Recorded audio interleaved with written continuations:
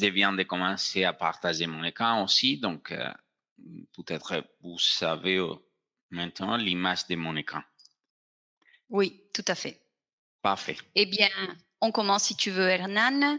Je vois que bon, les assistants sont en train de commencer à se connecter. Très bien. Eh bien, voilà, encore une fois, bonjour à tous. Je suis Véronique Alois de la société CIPE, bien sûr. J'appartiens au département commercial international.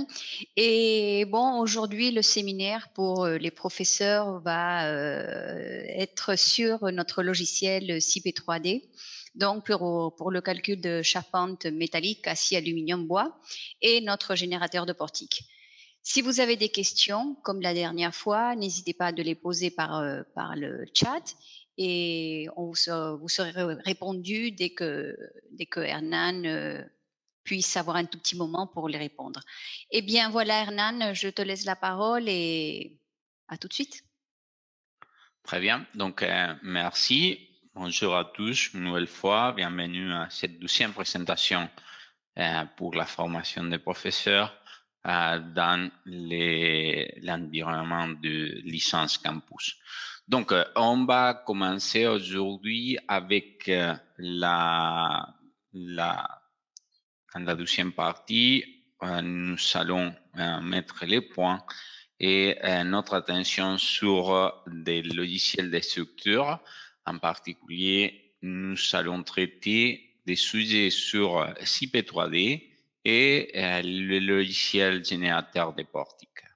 Donc, tout d'abord, savoir un peu la différence entre CIP 3D et CIP 4. C'est vrai qu'à mesure que les logiciels sont développés, les différences sont un petit peu de plus à un plus moins. Ils sont quelles sont les grandes différences? Les grandes différences, c'est que le logiciel CP4, c'est un logiciel vraiment pensé pour travailler avec des projets bâtiments où on a des supports verticaux, éléments comme colonnes, des poteaux, et aussi on a des éléments horizontaux comme poutres et aussi des planchers. Dans CIP 3D, le logiciel CIP 3D est pensé pour des géométries plus complexes avec plus liberté des géométries orientation des différents éléments sur l'espace. Donc, dans ce cas-ci, nous allons traiter dans les logiciels CIP 3D des projets comme celui-ci, des hangars. On a aussi la possibilité de définir les projets, pas seulement avec barres, sinon on peut travailler aussi avec des plaques. Nous allons voir un tout petit exemple.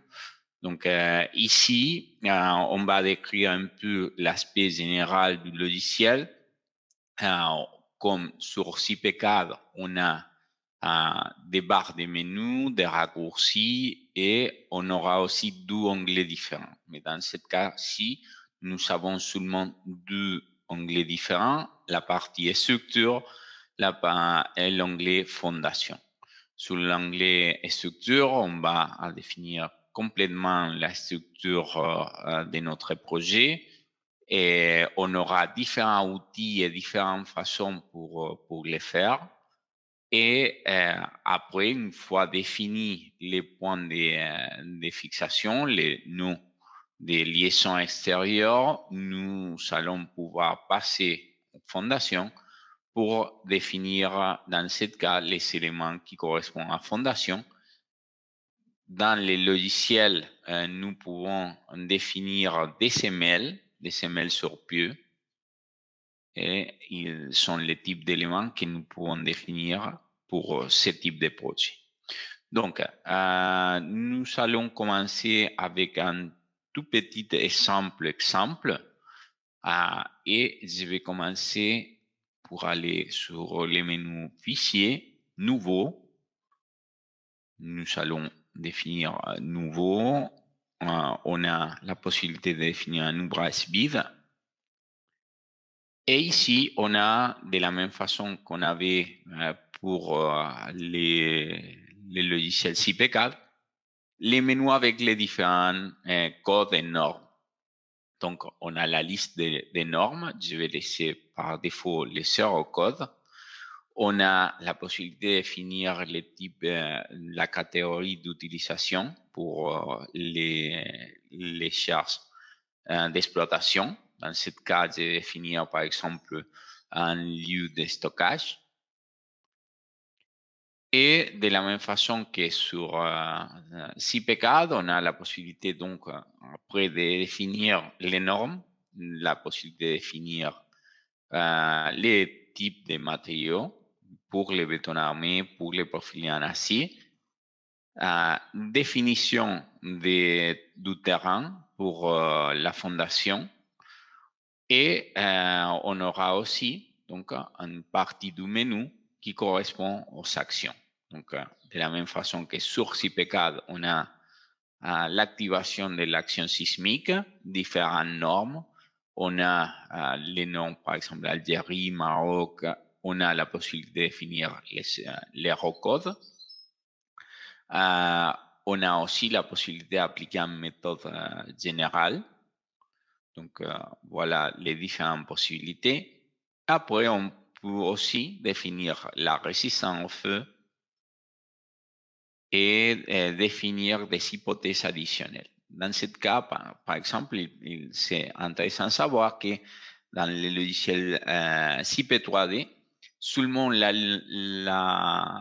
hypothèse du poids propre est définie de manière automatique.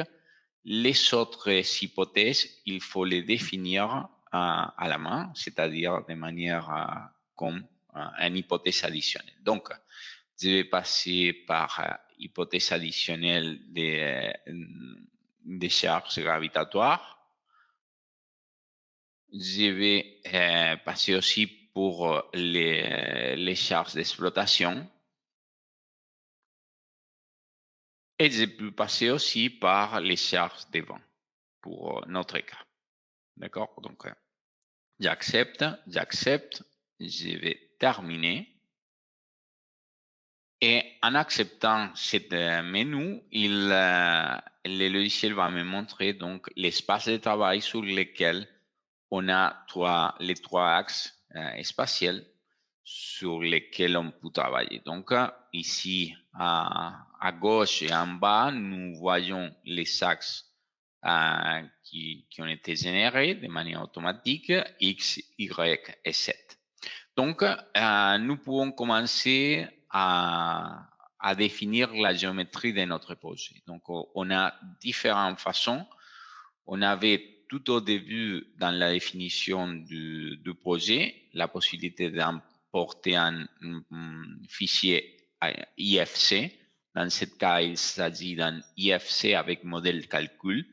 Donc, il faut donc obtenir un IFC depuis un logiciel qui permet de définir les IFC avec modèle de calcul. Ce n'est pas un fichier commun sinon avec des certaines caractéristiques différentes. C'est important de savoir ça.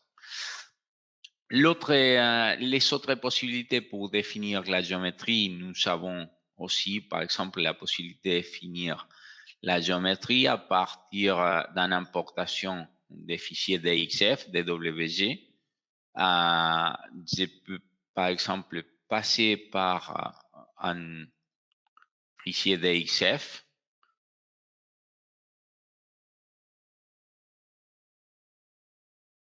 Je vais, par exemple, faire un petit tour avec ça. J'avais, par exemple, sur un DWG, une géométrie définie par ligne. Et le logiciel me permet donc d'importer cette géométrie et m'épargner le travail de les finir sur le logiciel. Dans ce cas, il s'agit d'une géométrie plus ou moins simple, mais il pourrait être beaucoup plus complexe. Je peux aussi travailler avec une géométrie fait manuellement avec l'espace de travail que le logiciel me présente ici. Donc, je vais commencer avec barre, nouvelle. Ils sont tous des outils de cadre. Donc, ici, le logiciel me permet de travailler avec des types d'éléments structurels de type générique, différents types de profilés.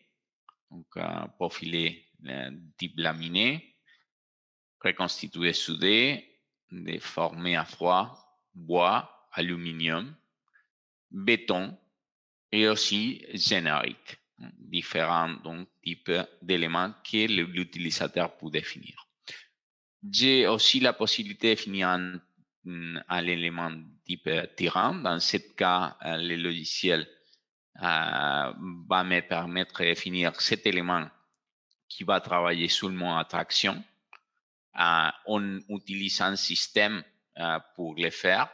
Donc, la description du système et méthode est ici sur cette explication. Je peux obtenir cette explication sur l'écran ou même l'exporter pour l'étudier, par exemple en PDF, etc. Donc, après, je peux aussi définir des poteaux et des poutres. Dans ce cas, s'il s'agit d'un poteau, il devra être une barre verticale, complètement verticale, et aussi une poutre. Et pour définir ces éléments, il me faudrait définir avant niveau, que c'est ce menu qu'on trouve ici. Donc la définition du projet que je vais faire aujourd'hui, il ne s'agit pas. Il s'agit vraiment d'un sujet simple, donc je vais aller sur barre, nouvelle, et je vais choisir parmi les différents profilés un élément générique, et j'ai la série des différents profilés. Je vais choisir un HEB de 280. Donc, j'accepte. Je peux aussi faire la vérification de la résistance au feu. Dans ce cas, je ne vais pas l'activer.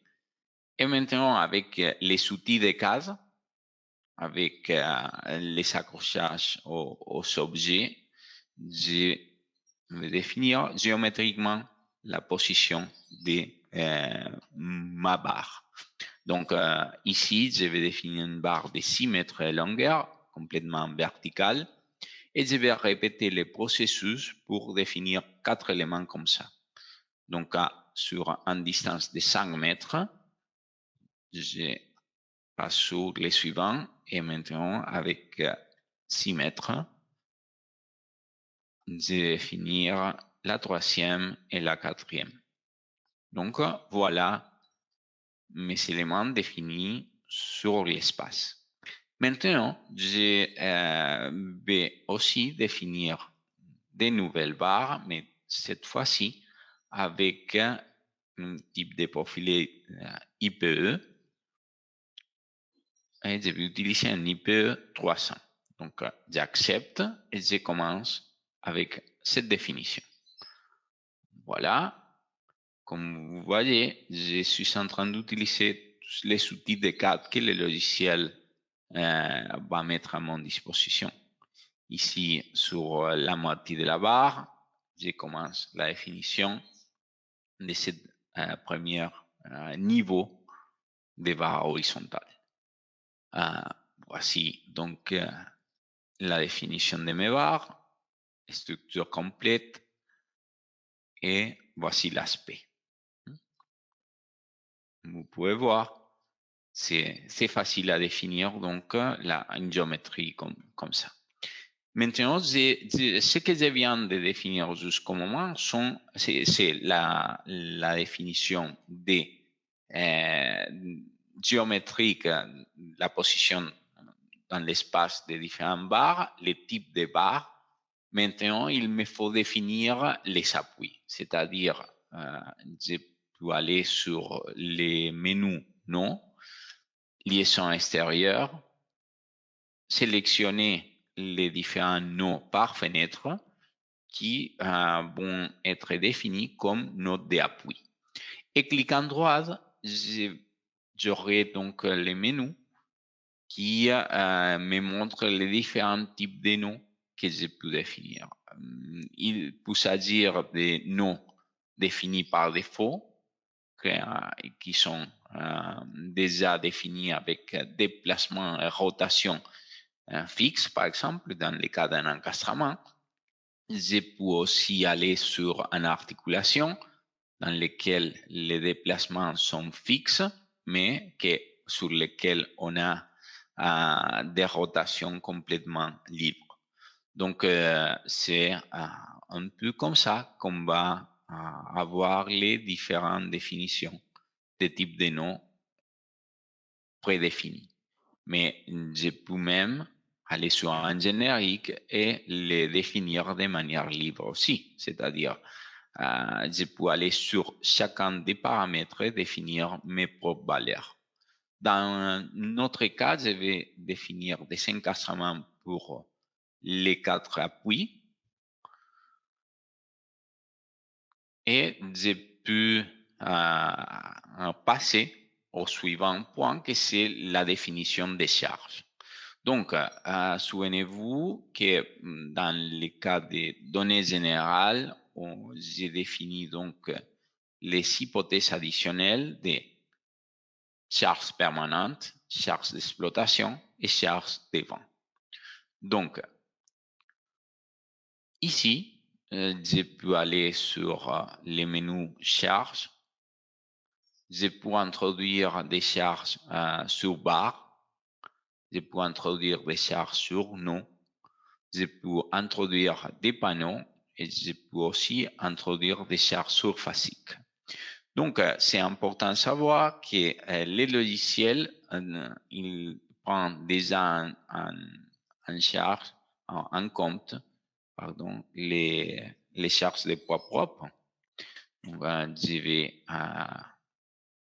vais définir une échelle de 5 pour les poids propres pour pouvoir l'apprécier vraiment. Et je peux aller sur charge hypothèse poids propres et comme vous pouvez voir, les poids propres de tous les éléments définis, ils sont déjà pris en compte par le logiciel. Maintenant, il me faut rajouter les autres charges qui ne sont pas parmi les poids propres ou des autres éléments qui ne sont pas définis de manière matérielle sur les projets. Par exemple, si j'ai un dalle ou par exemple une machine, etc., il s'agit d'un poids propre aussi, je peux le définir comme ça, ou je peux aussi le définir parmi les hypothèses de poids permanent, des charges permanentes. Ça, c'est à moi de choisir.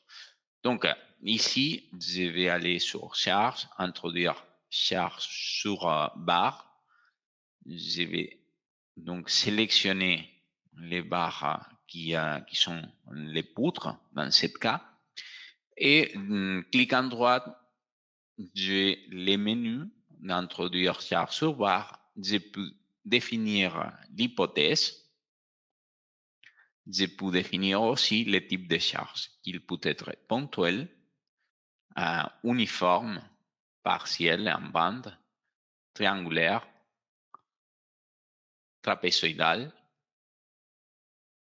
ponctuel, ou je peux avoir aussi un delta T, c'est-à-dire d'augmentation de température uniforme ou variable. Et aussi, je peux définir la direction et l'essence de cette charge. Dans le cas, par exemple ici, je vais définir 0.5 tonnes par mètre linéaire. J'accepte qu'on nous allons voir toutes les charges. Cette fois-ci, vous voyez donc les charges du poids propre des barres et la charge que je viens de rajouter. Maintenant, je vais aussi définir, par exemple, des charges de type, par exemple, trapézoïdal. Dans ce cas, il va s'agir d'une charge de type d'exploitation. Position initiale de point 1 et ici de point 5. La valeur initiale de, je vais dire, point 25. Point 25 pour la position relative des éléments de la variation de charge, la valeur initiale de 0 et la valeur finale, point 1, et ici, la valeur finale de, par exemple, point 5. Donc, la direction des axes généraux, j'accepte.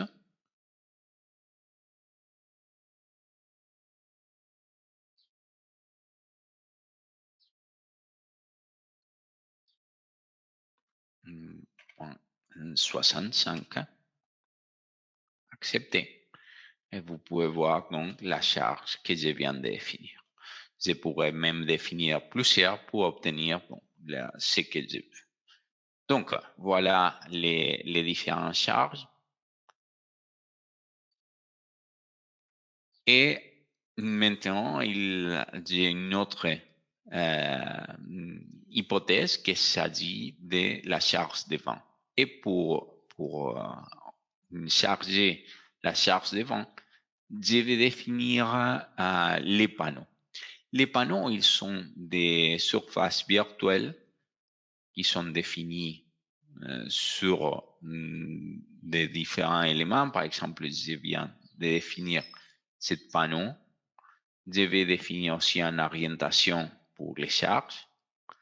Et sur ce panneau virtuel, je peux définir différents types de charges. Et ce panneau, il va passer les réactions de cette charge surfacique qui sont définies sur les panneaux sur les différentes barres que je veux. Par exemple, ici, je vais définir ça. C'est vraiment intéressant, par exemple, pour définir des charges de vent, par exemple, ou des charges surfaciques, comme il peut s'agir, par exemple, d'un panneau, d'un plancher, etc. Donc, ici, je vais rajouter une charge. Pour mon cas, je vais utiliser la charge de vent. L'essence positive, c'est-à-dire, comme vous pouvez voir, il y a un vecteur qui va définir la direction de cette charge. Dans ce cas, il va être une charge de pression sur la surface. Et je vais appliquer une valeur, par exemple, de 0.5 10 tonnes par mètre carré. En acceptant, je vais pouvoir donc sur les hypothèses vues, je vais voir toutes. J'accepte et vous pouvez apprécier, donc si je me rapproche, la réaction donc de cette charge surfacique sur les barres verticales qui correspondent au poteau. Voici donc les charges surfaciques appliquées sur la barre. Donc, voici jusqu'au moment où j'obtiens les processus de définition et application des charges. Donc, si je reviens un peu sur la définition des différents éléments barre, je peux aller sur barre, nouvelle, et nous pouvons apprécier sur cette expression des croquis, des barres sur les modèles et aussi sur un vue 3D que la définition des barres que j'ai fait jusqu'au moment où je n'ai pas parlé de fixation, non, etc. Donc, par défaut, le logiciel il va définir toutes les rencontres des barres sur les noms comme encastrement. Donc, c'est après l'utilisateur qui doit revenir sur les différents noms et redéfinir la relation entre les barres qui arrivent en nom de la manière qu'il. Par exemple, dans ce cas, je peux aller sur cette menu barre et articuler extrémité. Donc, je peux par exemple venir ici sur cette barre et créer une articulation complète sur les deux extrémités de la barre que je vois sur l'écran. Je pourrais aussi définir seulement l'encasement sur une seule extrémité, l'effacer, ou sur l'autre extrémité. Dans ce cas, il s'agit d'une articulation globale qui va travailler sur les différents plans X, Y, Z, mais aussi aux torsions. Donc, c'est important de savoir cette caractéristique. Donc, c'est complètement libre. J'ai aussi la possibilité de définir ces niveaux d'encadrement à partir des différents plans de X, Z et Y, Z aussi. Donc, je peux, par exemple, cliquer sur une barre et aller sur les différents plans et définir ces niveaux d'encadrement, qu'il peut être avec un coefficient d'encadrement qui va de 1 au 0, 1 pour complètement encastré, 0 pour complètement articulé, ou je peux définir aussi avec une rigidité en rotation à partir d'une valeur de une valeur de moment fléchissant par angle. Ça, c'est la manière de définir donc les encadrements. Donc, dans ce cas, par exemple, je vais aller sur articuler extrémité et je vais définir donc ces complètes articulations pour ces barres comme une valeur. Donc, il faut savoir, par exemple, qu'ici, nous avons un élément barre qui va de la fondation jusqu'à 7 points. Vous voyez que c'est en couleur un peu plus foncée, ce qui vous nous dire le logiciel dans ce cas qu'il considère que cette profilé est complètement continu. Il va d'ici jusqu'au là. Donc, c'est vraiment la dimension réelle de la barre. Et maintenant, je pourrais aussi, par exemple, définir un nouveau nom et on va voir que cette définition, ce nom ici, aura une importance intéressante au moment de définir les assemblages. Je peux aller, par exemple, sur la liaison, aller sur barre, décrire, et je vais décrire une pièce sur créer pièce, pour lequel je vais diviser, c'est-à-dire cette profilée, la barre de cette profilée va venir d'ici jusqu'au là et d'ici jusqu'au là. Donc, je suis déjà en position, en disposition de pouvoir aller sur sauvegarder, aller sur assemblage, générer. Il y a des 13 assemblages qui ont été générés. D'accord? Et je peux passer par les menus calcul et calculer complètement la structure. Et je peux demander au logiciel de résoudre les nœuds avec différents différents types d'assemblages. Les assemblages, ils sont définis sur des bibliothèques. Vous pouvez aller sur la page web du logiciel, vous allez obtenir là l'information des différents assemblages qui sont résolus avec les différents modules.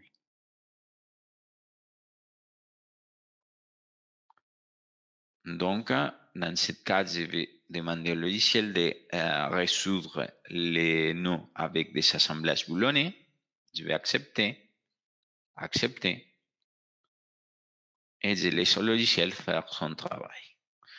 Donc, une fois la structure est définie, je peux aussi compléter avec la fondation. Pour les éléments de fondation, les menus est très semblable au menu qu'on a utilisé par exemple sur CPCAD. La souris devient une toute petite semelle. Je peux appliquer donc cette semelle. Une vue 3D de l'ouvrage nous donnera donc l'aspect complet de cet ouvrage. Donc, je peux revenir sur la structure et dans ce cas, commencer à voir les différents résultats, étudier les différents résultats et faire un jet en révision des différents barres et ces vérifications selon les codes. Donc, j'ai pu aller par exemple pour les faire, j'ai pu aller sur calcul et j'ai pu commencer par exemple par voir réaction. J'ai pu voir les réactions sur les différents appuis sur l'écran, voyant les différentes combinaisons pour les hypothèses simples ou pour les enveloppes. D'accord? Les différents résultats que je trouve. Je peux aussi aller sur calcul, obtenir les déplacements, aussi pour les poids propres ou pour n'importe quelle hypothèse. Donc, je peux voir aux extrémités des barres lesquels étaient les déplacements obtenus pour une hypothèse. Donc, voilà déplacement des différents noms. Je peux aller aussi voir sur l'écran les efforts. Je peux obtenir donc des diagrammes, des courbes enveloppes pour toutes les barres et les différents efforts. Donc, par exemple, effort normal. Je peux bien définir une échelle un petit peu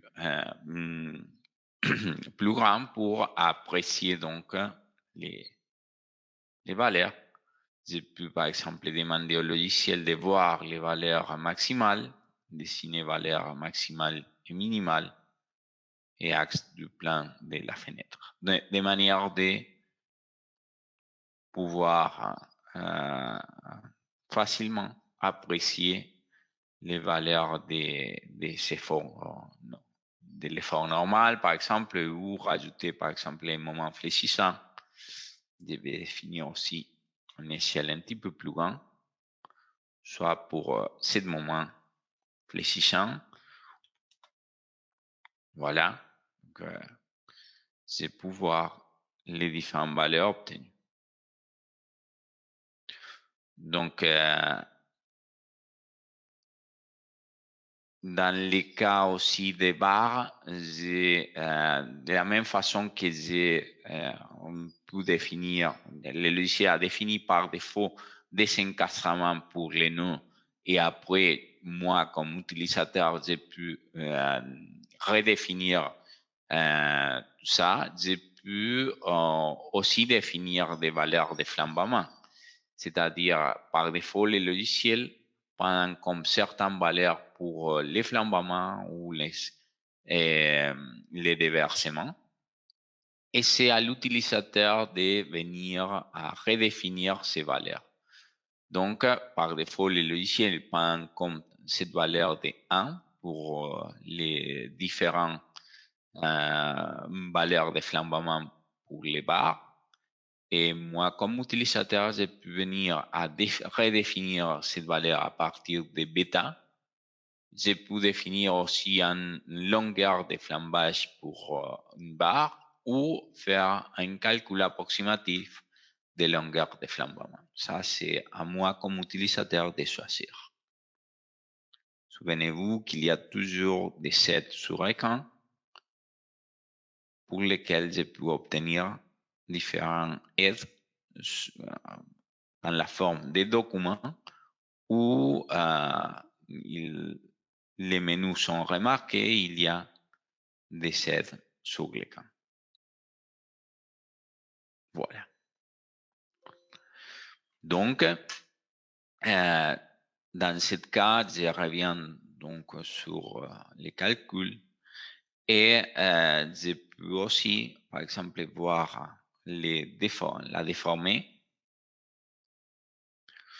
Je peux voir les structures, par exemple, les valeurs maximales. Et, par exemple, je vais aller sur les hypothèses de vent et je vais exagérer les facteurs de formation pour voir comment les structures est en train d'agir à la charge des. Ça, c'est intéressant à voir. Par exemple, comment les deux. On avait les charges de vent dans cette direction. Je ne sais pas si vous, sûrement vous vous souvenez. Ici, on avait une charge de pression de vent. Et les deux parties latérales de la structure on vient d'agir de manière différente. Et pourquoi ça? Souvenez-vous que j'ai articulé les extrémités des barres ici et ici, de façon qu'ils sont moins rigides et pourtant cette latérale a une déformation différente de cette latérale-ci. Et la déformée, il va bien montrer cette différence dans les hypothèses de la structure. Ça, c'est pédagogique, vraiment. Ça, c'est intéressant à montrer aux élèves, par exemple. Bien, on a aussi des autres outils qui peuvent être intéressants. Par exemple, vérifier les éléments. Vérifier les éléments correspond à un outil qui va nous permettre, par exemple, de voir quels sont les pourcentages de résistance utilisés pour les profilés qu'on a choisis. C'est-à-dire, j'avais choisi un HEV 280. Je suis en train d'utiliser seulement les 17% de la résistance de cette profilé. C'est vraiment un pourcentage bas. Et j'aurais bien pu choisir les HEV 140 et épargner une bonne quantité de kilos d'acier par mètre linéaire de barres. Ça, c'est intéressant aussi à montrer et à savoir l'utiliser. Non? Les économies de bien vues pour une structure. Donc, comme ça, je pourrais aller sur des différentes barres et voir lesquelles auraient pu être choisies sans dépasser les pourcentages de vérification nécessaires de la résistance du profilé. Et si je veux aller plus au détail des différentes vérifications que le logiciel fait pour une barre, je peux aller sur calcul, vérification LU, et je peux cliquer sur une barre, par exemple celle-là, et le logiciel va me montrer donc une liste avec les différentes vérifications que le logiciel a fait. Donc voilà tous les détails des vérifications faites sur cette barre en fonction des combinaisons calculées, lesquelles est la combinaison la plus défavorable et les valeurs obtenues. Je peux bien obtenir de cette barre un récapitulatif avec tous les nécessaires détails de ce que le logiciel a fait à partir du calcul et vérification. Donc, j'ai ici donc, les caractéristiques de la barre IPE 300, les types d'acier, les caractéristiques mécaniques, les flambements, déversements, les vérifications faites, s'il passe ou s'il ne passe pas. Si une vérification ne passe pas, il sera remarqué en rouge. Et nous avons ici les détails de chaque vérification.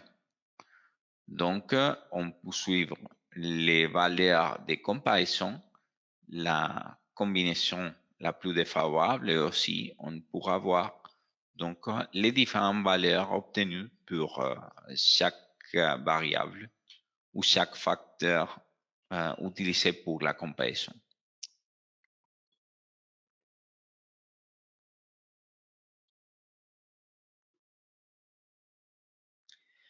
Cet récapitulatif peut être obtenu en différents formats, PDF, DocX, HTML, etc.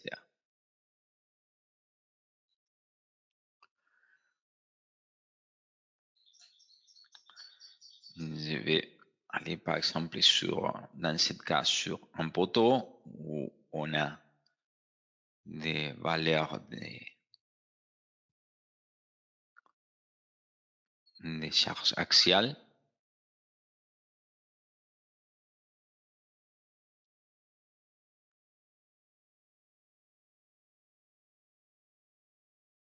Et voici donc les différentes valeurs obtenues.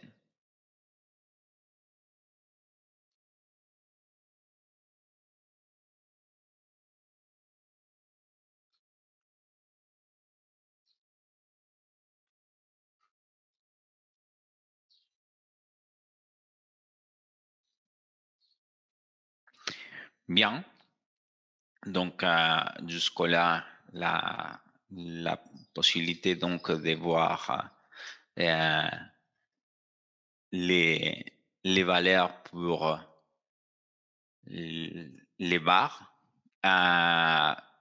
Nous avons donc défini les caractéristiques des barres, les relations entre les différentes barres, c'est-à-dire s'il s'agissait d'un encastrement, une articulation ou les valeurs intermédiaires. Nous avons aussi la possibilité de définir les caractéristiques de déversement et de flambement. Il y a, souvenez-vous, des valeurs par défaut. Et de la même façon, on a la possibilité de créer groupe de flèches, c'est-à-dire appliquer une flèche limite pour une barre en particulier. Dans ce cas, par exemple, on a des différentes flèches et on peut activer, par exemple, une flèche maximale relative pour, par exemple, absolue. Je vais créer donc cette relation de x7 avec une flèche absolue de seulement 1 mm. Je vais calculer une nouvelle fois. Je vais voir si ça passe ou ça passe pas.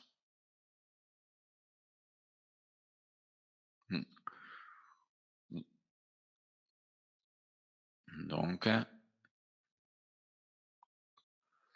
je vais voir la vérification est où et vérifier l'élément. Bon, ici, l'utilisation de la flèche, c'est correct. C'est vraiment surdimensionné. Bon, on pourrait voir que on pourrait appliquer plus de charges pour obtenir ce critère d'utilisation des flèches. Donc, mais on peut définir ses limites pour les structures en général. Donc, une autre chose qu'on peut faire, c'est l'application des calculs des assemblages. On a vu qu'avant de faire les calculs, de lancer les calculs, j'ai aussi, je suis allé sur les menus assemblage et j'ai généré assemblage avec les caractéristiques des assemblages de bibliothèques qu'on a définis sur les différents modules. Et qu'est-ce que j'obtiens avec ces processus? Bon, je vais obtenir pas mal d'informations, c'est vraiment intéressant. Savoir que je peux, par exemple, aller sur éditer. Je peux aller sur les différents noms où le logiciel a créé un assemblage et le logiciel a appliqué une routine pour ce nom de barres, des différents types de barres, et il a appliqué une routine pour obtenir tous les éléments auxiliaires.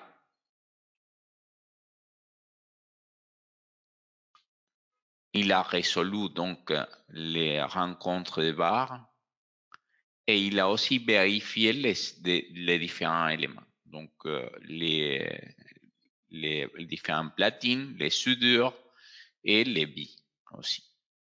Donc, j'ai pu aller sur les différents éléments.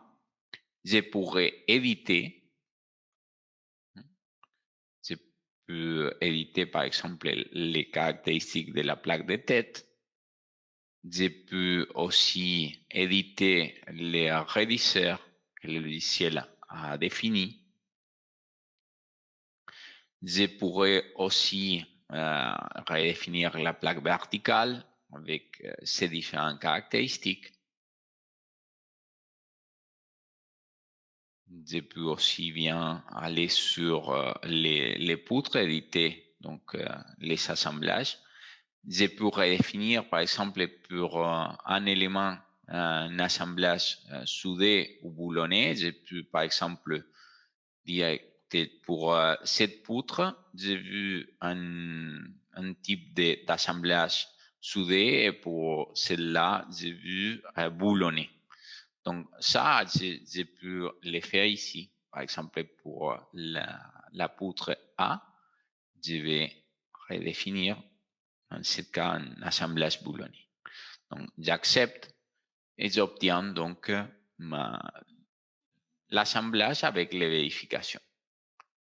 Donc peut-être toute cette partie viendra d'atelier et ici c'est seulement la partie que je vais monter sur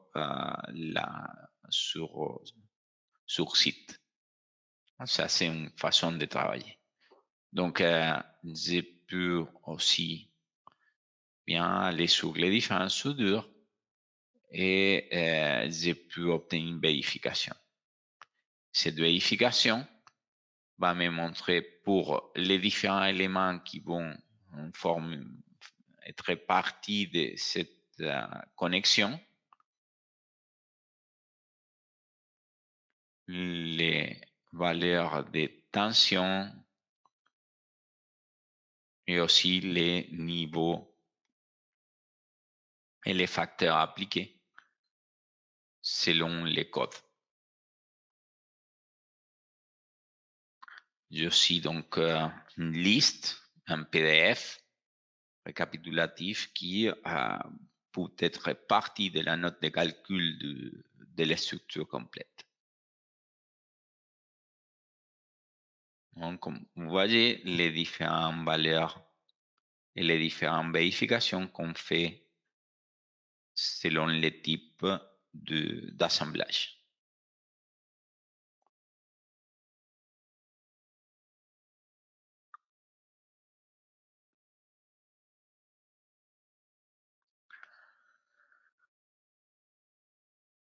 Bien, ça c'est l'édition et la vérification de l'assemblage. Il n'y a pas d'incident dans ce cas, donc j'accepte. Souvenez-vous que j'avais introduit un nom ici. J'avais défini aussi que pour cette partie, il y avait une barre d'ici jusqu'au là et une autre d'ici jusqu'au là. Donc, à quoi ça sert introduire ces noms et redéfinir les longueurs correctes des barres? Dans ce cas, par exemple, avec les assemblages, ça va me permettre, par exemple, de définir ce type de connexion pour pouvoir connecter donc du var, donner continuité à du var. Ça, c'est important. Et toutes les vérifications, ils correspondent à cette union des profilés.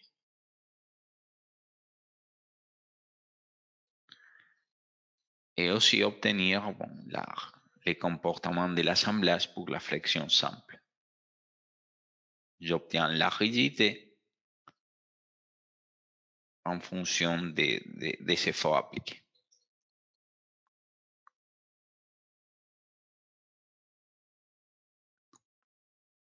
Voilà. Donc, à la fin du processus, je vais obtenir donc les différentes vérifications LU, LS. J'ai pu obtenir toute cette information ici sur la forme des récapitulatifs en différents formats aussi, PDF, DocX, etc. J'ai donc l'information qui correspond aux normes appliquées, les combinaisons, la géométrie de la structure, donc comment ils sont définis les différentes barres, de quel nom à quel nom, et quelles coordonnées pour les noms, les matériaux utilisés, les récapitulatifs qui correspondent dans ce cas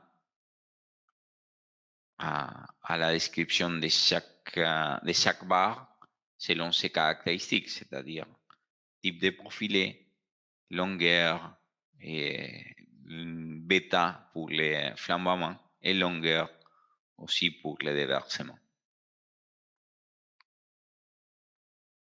Ici, le résumé des métraits et les métraits surface pour peindre. Et ici, les vérifications aussi pour les semelles que je n'ai pas dimensionnées. Donc, il y a des vérifications qui ne passent pas jusqu'au moment de lancer donc, les dimensionnements.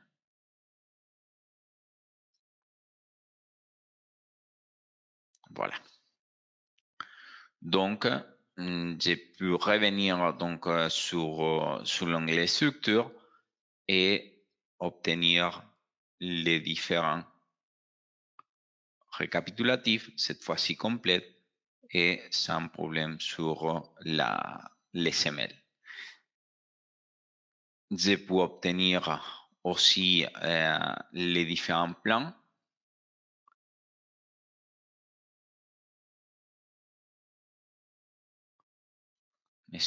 La structure 3D, par exemple, j'ai pu aussi rajouter les assemblages.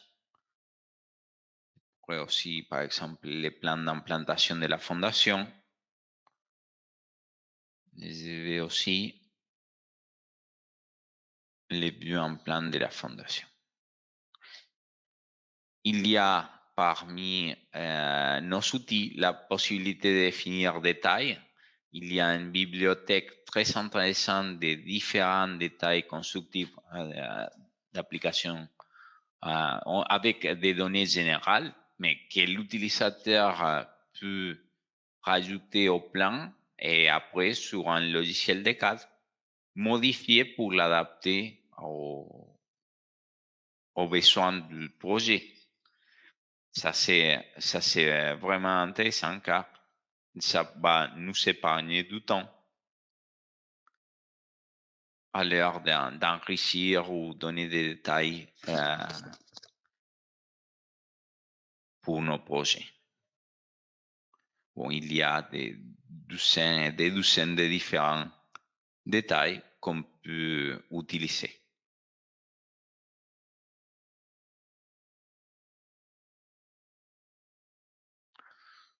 Donc, je peux, par exemple, accepter et à rajouter ce détail au plan de mon projet. Donc, je vais accepter. Je vais montrer donc les résultats de ces plans sur l'écran.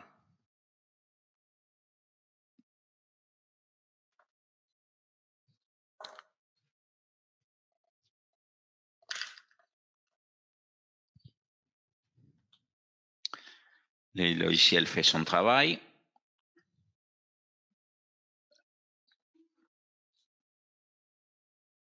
Et je vais aussi démarrer le logiciel de CAD pour exporter tous ces plans que le logiciel va me permettre d'obtenir. Vous voyez ici, par exemple, l'aperçu de la structure. Donc, je peux aussi obtenir l'information des différents assemblages, les détails de ces assemblages.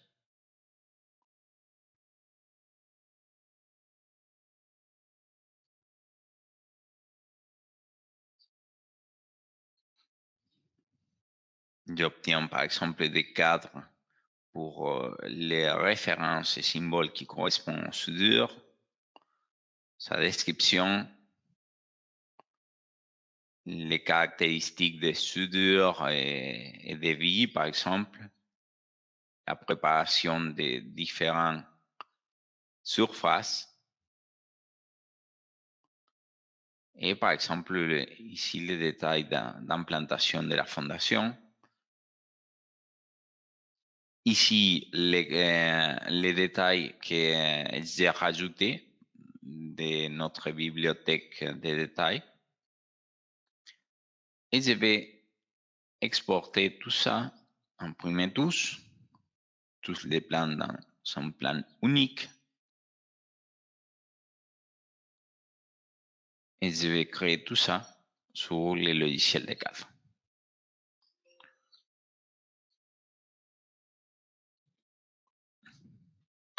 Donc, voici tous les plans obtenus depuis le logiciel.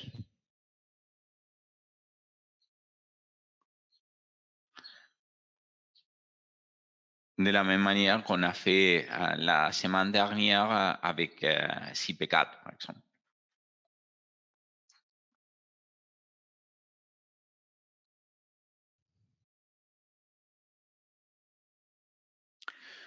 Donc, ça, il s'agit vraiment d'un ouvrage simple. Je voudrais seulement, de manière rapide, vous montrer une application de ce qu'on fait, par exemple, avec les plaques. Et je vais les faire un peu à grande vitesse avec l'idée de vous montrer comment on travaille avec les plaques. Et pour ça, je vais utiliser un fichier, je vais créer un fichier nouveau. Je vais lui donner un nom, un ouvrage vide. Je vais terminer. Et maintenant, je vais utiliser donc l'outil qui correspond à importer fichier DXF DWG.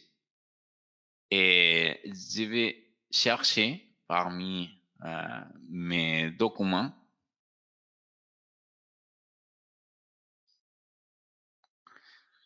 cet fichier qui est préparé pour obtenir un ouvrage comme celui-ci dans lequel sur les DWG, on a travaillé aussi avec des valeurs, des éléments type shell. Et je vais importer tous ces éléments. Donc, on a les éléments surfaciques, on a aussi des éléments linéaires qui correspondent aux barres. Donc, je vais accepter.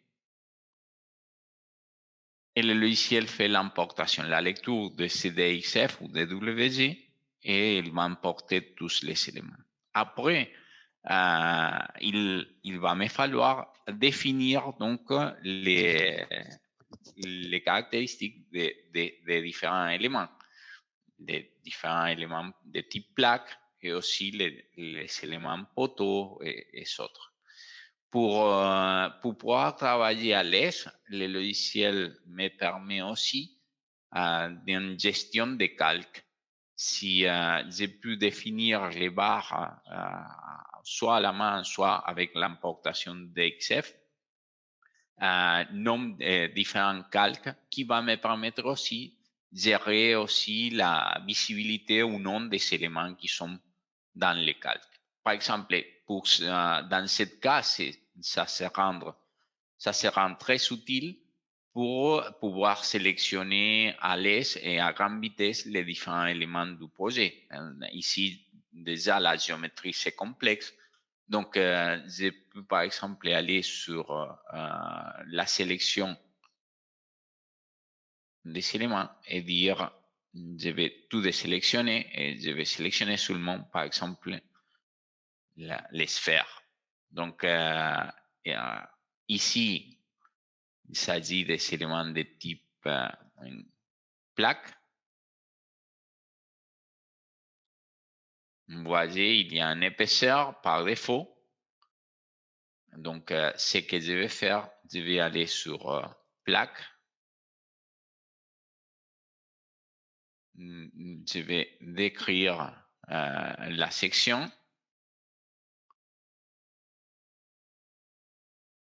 Et je vais finir en section de 15 mm d'épaisseur, par exemple. Et je vais aller sur plaque une nouvelle fois, décrire matériaux.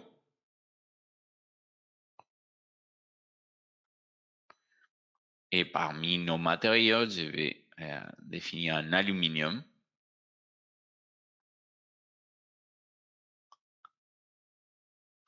Après ça, je peux aller sur la gestion des calques et demander seulement les escaliers. Ici, je vais faire une définition à grande vitesse. Non, ce n'est pas exactement ça sur l'ouvrage réel, mais c'est au moins pour montrer comment on peut y travailler ici. Ok, donc je travaille avec un IPE 80, ça c'est exagéré, moi je sais. Après, j'ai pu aller sur les poteaux. Dans ce cas, je sélectionne tous les éléments et je vais aller sur cet élément ici pour redéfinir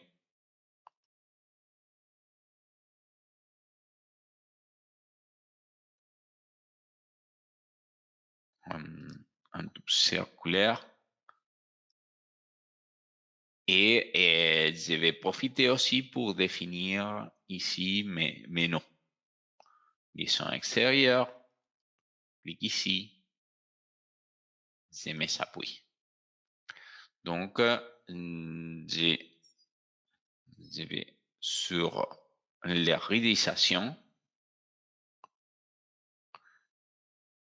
Et je vais décrire les barres.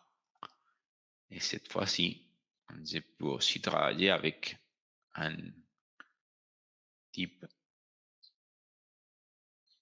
un IPE de 80. Donc, j'accepte et je peux aller voir les différents éléments et faire une vue 3D pour vous montrer qu'est-ce qu'on a obtenu. Donc, voilà donc la structure principale et aussi la définition des différents éléments. Les poteaux, les réalisations. Après, il me faudrait maintenant définir les charges. Les poids propres des éléments, ils sont définis déjà par défaut, mais je dois définir par exemple la pression pour les sphères, etc., les ballons.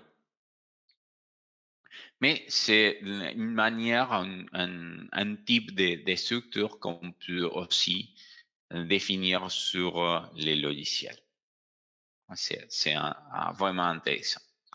Donc, si vous voulez, par exemple, voir les types de projets qu'on peut travailler sur nos différents logiciels, vous pouvez bien aller sur la galerie des projets et vous pouvez apprécier différents cas des projets définis avec nos différents logiciels, des structures, la partie thermique aussi. Par exemple, ça, il s'agit d'un cas des plaques, un projet sur lequel du type que je viens de définir ici, mais cette fois-ci, c'est défini ainsi par un conteneur d'éléments. Vous pouvez aussi travailler ce type d'éléments.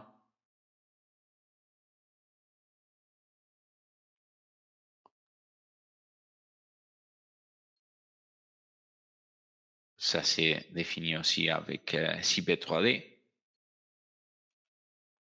Bon, vous allez avoir ici pas mal d'informations pour savoir un peu les types de projets qu'on peut définir avec nos logiciels. Donc, jusqu'au moment de l'application de CP3D, il me reste seulement l'utilisation des générateurs de portiques. Je ne sais pas s'il y a des questions jusqu'au moment. Je vais voir sur les chats.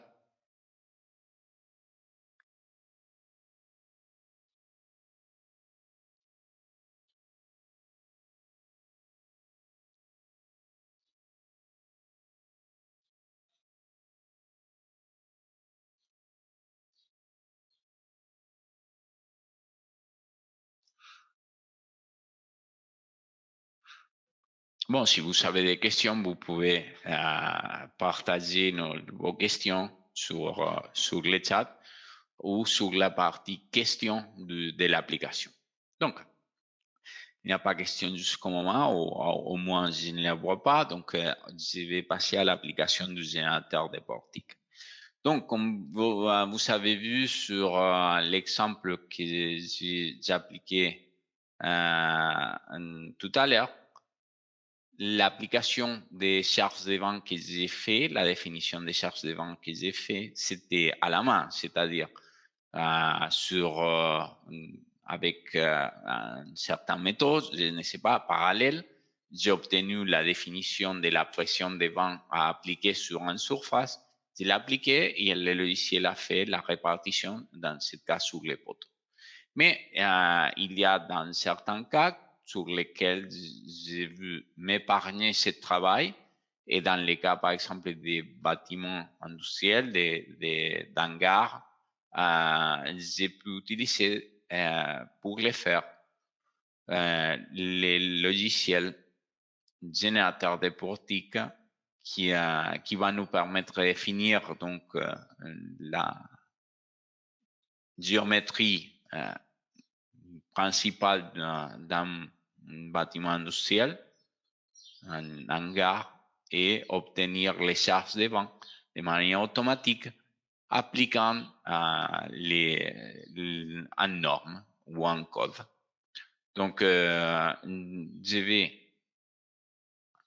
vais aller sur les générateurs de portiques. Il va être sûrement plus facile d'expliquer avec le logiciel, et vous allez voir quel est le travail qu'on fait avec ce logiciel et qu'est-ce qu'on peut obtenir. Donc, je vais aller sur Fichier, Nouveau. Je vais créer dans ce cas un projet avec un nom. Et la première question qui nous pose le logiciel est si nous voulons introduire un nouveau portique. Je vais dire oui. Le logiciel va me demander si je veux appliquer un versant ou deux versants. Dans ce cas, je vais travailler avec deux versants. Et il y a des valeurs par défaut de l'auteur des différents parties, et aussi pour la portée. Donc, par exemple, j'ai pu modifier l'auteur des différentes dimensions géométriques. Je peux accepter. Et maintenant, ce que je peux faire, c'est soit travailler avec cette géométrie, ou même cliquant gauche, pardon, je peux insérer un nouveau portique, par exemple d'un versant, de 5 mètres, ici de 4 mètres, par exemple, et je peux accepter. Et comme vous voyez, la géométrie générale de l'hangar va avoir cette forme. Donc, sur cette géométrie, le logiciel va calculer donc les charges de vent qu'on va montrer tout à l'heure aussi. Donc, dans ce cas, je vais seulement appliquer cette géométrie simple, et je commence à travailler pour appliquer des pannes et des lisses.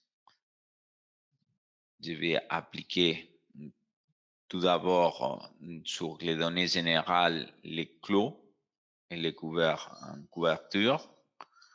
J'ai pu appliquer les poids propres des éléments. J'ai pu aussi, et je dois les faire pour pouvoir appliquer avec des pannes et des lisses. Et sur cette surface que je viens de définir ici, bon, j'ai un nombre de travées en séparation entre portiques. Ça, j'ai pu les redéfinir si je veux. Par exemple, j'ai pu redéfinir le nombre de travées et la séparation entre portiques de mon bâtiment général. D'accord? Donc, j'ai aussi la possibilité d'appliquer, une fois que j'ai la surface des couvertures, la charge de vent. Pour appliquer ces charges de vent, il m'est permis donc d'appliquer différentes normes. Je peux par exemple appliquer les zéro-codes. Appliquant les zéro-codes, je peux définir la vitesse de référence en fonction du map ou des plans éoliens de l'emplacement de mon projet. Et je peux appliquer pour les zéro-codes des coefficients directionnels. Je peux aussi appliquer une catégorie du terrain selon la direction. J'ai différents types de catégories du terrain, donc les définitions qu'on trouve donc sur les zéro-codes.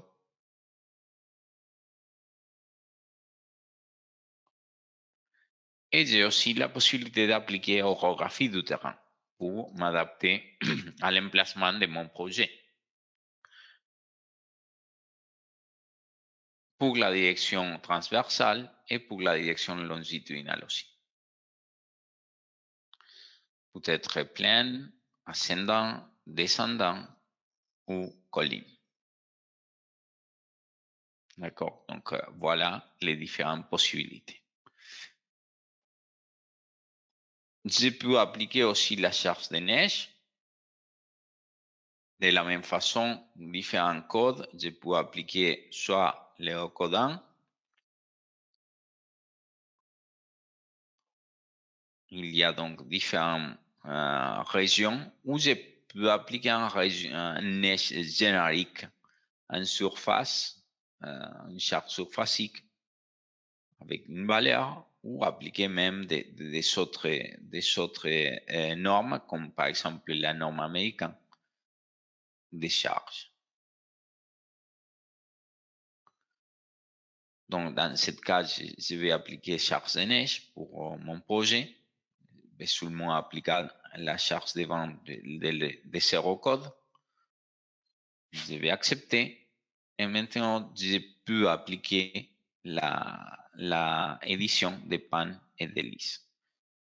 Pour l'édition de panne, je peux appliquer une limitation de la flèche, le nombre de travées, c'est-à-dire s'il y aura une continuité de cette panne de un travé, deux travées ou trois travées, ça va modifier donc les moments fléchissants à prendre en compte.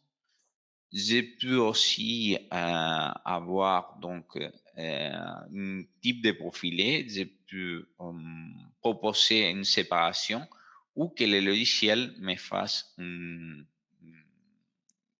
recherche sur des différentes séparations. Donc, je vais proposer ici donc la séparation d'un mètre 0.5. J'accepte. J'obtiens donc cette contrainte. Je peux définir aussi le type de fixation. Ça, c'est important. Ça va sûrement avoir une importante valeur sur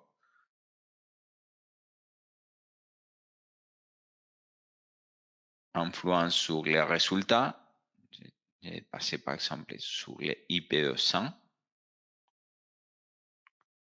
Acceptant, je vois donc que les contraintes et les flèches sont dans les pourcentages acceptables. Et je peux aussi aller sur l'édition des pans et des lisses pour appliquer les lisses. Dans ce cas, E de 100. La même chose, j'ai une limite de flèches, je peux un, deux ou trois travées et une couverture de type fixation rigide. Je peux appliquer différentes séparations et il est possible d'optimiser, bien sûr. Soit je peux revenir sur les listes et dire, bon, je vais appliquer une séparation différente. Par exemple, 1.3. Je peux accepter et voir. Je peux même aller, par exemple, sur 1.5.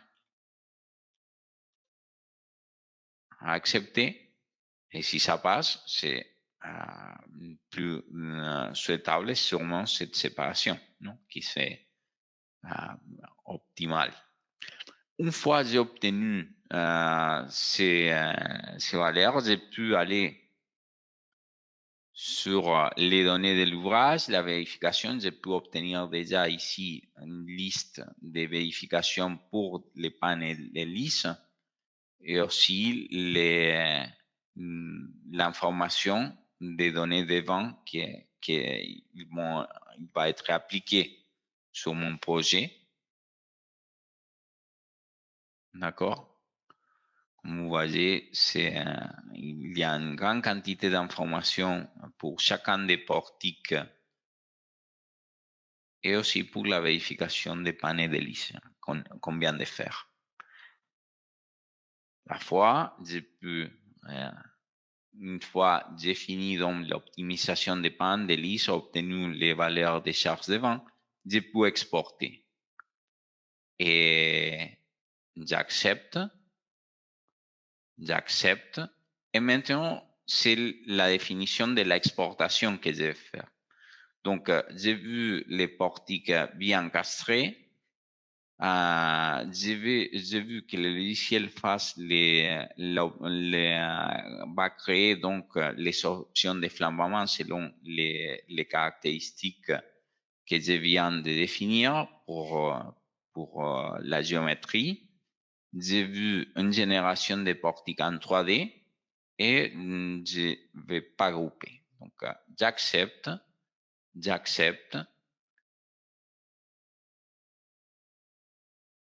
Et cette géométrie que jusqu'au moment où j'ai traité sur un plan, le plan principal du portique type, il va être exporté vers CP3D, mais cette fois-ci en 3D, avec toutes les charges nécessaires pour la définition du bâtiment complet. Voilà donc la définition des différents portiques. Et la partie la plus importante, c'est pouvoir avoir obtenu toutes les charges qui correspondent. Dans ce cas, je vais par exemple voir.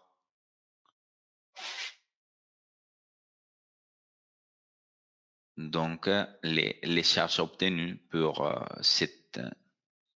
les échelles.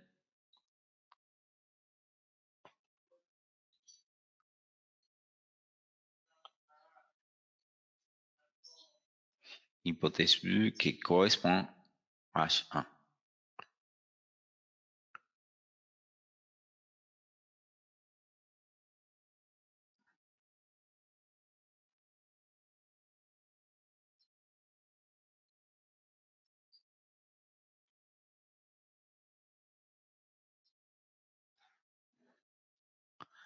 Voilà donc les charges obtenues pour l'hypothèse H1.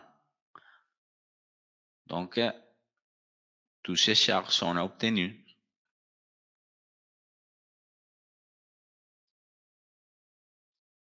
Et pour chacun des hypothèses créées par le logiciel. Ça, c'est la grande importance dans ce cas de l'exportation depuis le logiciel générateur de portiques. Maintenant, il reste la définition des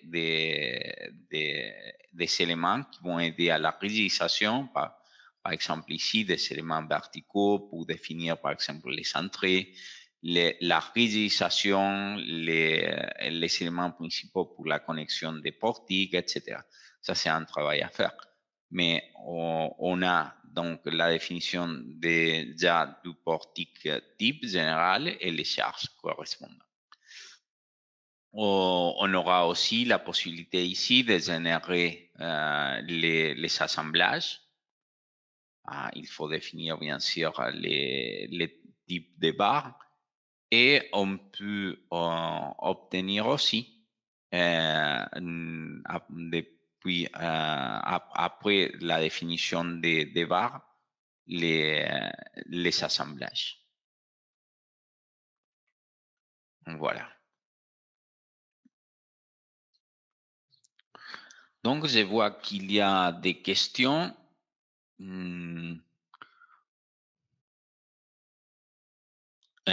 Oui,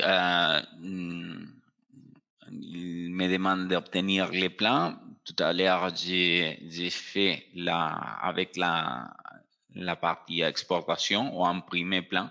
J'ai obtenu les plans d'XF ou DWG sur un logiciel de cadre.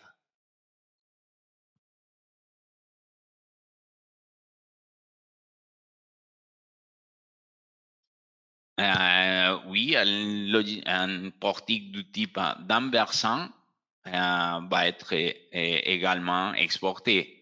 pour mon exemple, j'utilisais seulement un élément du portique type seulement de 2 versants. C'était un peu l'idée. Donc, voilà un peu la présentation générale de ces logiciels. Je vous invite aussi à voir, dans les dernières semaines, nous avons fait la présentation d'un logiciel vraiment intéressant que c'est CP Connect Steel. En ce moment de l'installation cette fois-ci, c'est seulement l'installation en anglais, mais c'est un type de logiciel qui va nous permettre donc obtenir la modélisation dans les cas que j'ai montré tout à l'heure ici. C'est un calcul des assemblages par typologie, mais cette fois-ci, je peux obtenir un calcul, une analyse par élément fini. Ça, c'est un élément vraiment intéressant et il va me permettre d'obtenir par exemple, des sections et des connexions de n'importe quelle typologie, pouvant définir donc la définition donc de cet élément. Je peux par exemple revenir sur les noms. Je vais redéfinir ces noms.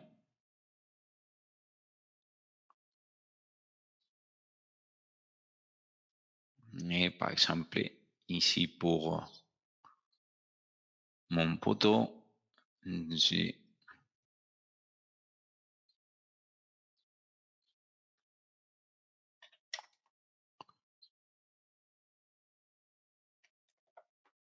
vais redéfinir la position de la barre et je peux aller sur connexion pour, par exemple, définir un plate, par exemple, pour la section 20 sur cet élément, je vais définir par exemple 15 mm